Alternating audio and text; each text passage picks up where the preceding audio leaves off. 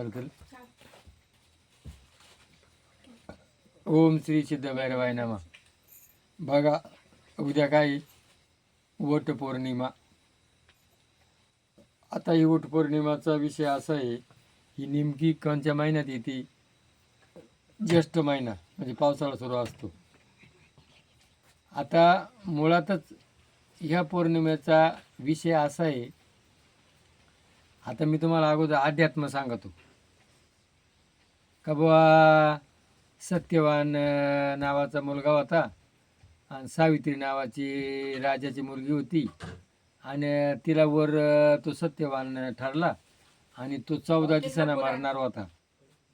त्याच्याशी ते लग्न केलं आणि ते रानात लाकडं तोडायला गेले आणि त्याच्या डोक्यावर फांदी पडली, तो मेला आणि मग त्याला न्यायला यम आला आणि मग ती त्याच्या पाठीमागं आली. तो म्हण बा तू का म्हणे पतिव्रता त्याची तिन्ही जागी सत्ता. मग ती पतिव्रता त्याच्या मागं चालल्यानंतर तो म्हणतो मग आमच्या संग येऊ नको म्हण. नाही म्हण मग आता मी काय करणार आहे म्हण. मग म्हण तुला मी 3 वर देतो. मग तिनं काय केलं, एका वरात 3 कामं मागून घेतली. कोणचे? माझ्या आईवडिलांना डोळे येऊ द्या आणि त्यांना नातू पाहू द्या, राज्य मिळू द्या. आता त्यांचं राज्य कोणातरी हिसकून गेलं होतं आणि मग चाला घेऊन तो यम. मग ती म्हण तुम्ही मला वर दिलाय ना, मग आता माझा नवरा घेऊन चालल्यानंतर मग मला मूल कसं होईल आणि ते नातू कसे काय पाहतील. आणि मग त्या यमाना त्याला परत दिलं. कोणाला? आणि मग तेव्हापासून वडाची पूजा कोण करायची? पार्वती.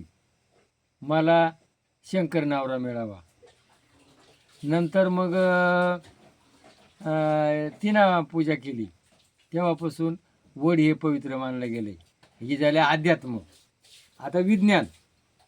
आता विज्ञानाचा विषय असा आहे का वड, पिंपळ, तुळस आणि उंबर ह्या कडुलिंब याच्यामध्ये ओझोन वायूचं प्रमाण जास्त आहे. हे ओझोन वायूच घेतात आणि ओझोन वायू सोडतात. म्हणजे पर्यावरणाला पोषक असे हे झाडं आहेत. म्हणून ज्या वेळेला पूजा करतात त्यावेळेला या चापा राहिला त्याच्यामध्ये, या 5 वनस्पतीच्या पानांना जरी स्पर्श लागला तरी त्यांचे अनेक विकार नाहीसे वाटतात आणि आजार जातो. असा आयुर्वेदाचं महत्त्व आहे. दुसरं महत्त्व, हा सण नेमका ह्याच वेळेला असतो आणि ह्या वेळेला काय करा, वडाचे झाडं लावा. वड हे याचं आयुष्य हजारो वर्ष असतं आणि वडाच्या झाडावरती जे पशुपक्षी बसतात ते फळं खातात आणि ते वडाच्या झाडाची माती जर शेताला घातली तर शेतीचं पीक चांगलं येतं.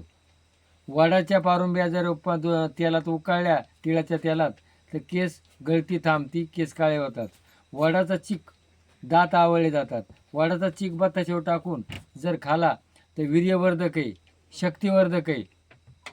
म्हणजे वड हा वनस्पती सगळ्या आयुर्वेदाला चांगली. आणि मग परंपरा अशी आहे का त्या वडाला दोरा बांधतात आणि फेऱ्या मारतात. मग वडाला फेऱ्या मारण्यापेक्षा प्रत्येक बाईना जर वडाची फांदी जगती, वडाची फांदी जर 5-5 जर लावल्या किंवा 21 लावल्या का 11 लावल्या आणि ते वड जर झाले तर पर्यावरणाचं संतुलन राहील. आज पर्यावरणाचं संतुलन राहिलं नाही.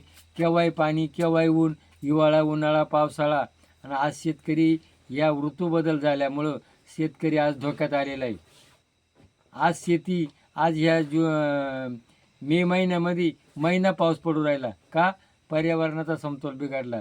मग पर्यावरणाचा समतोल राखण्याकरता प्रत्येक बाईना जर 5, 11, 21 जर वडाच्या फांद्या लावल्या, तुमच्याकडे जागा नाही आहे, तुम्ही रोडला लावा किंवा तुमच्या मैत्रिणीच्या जाग्यात लावा.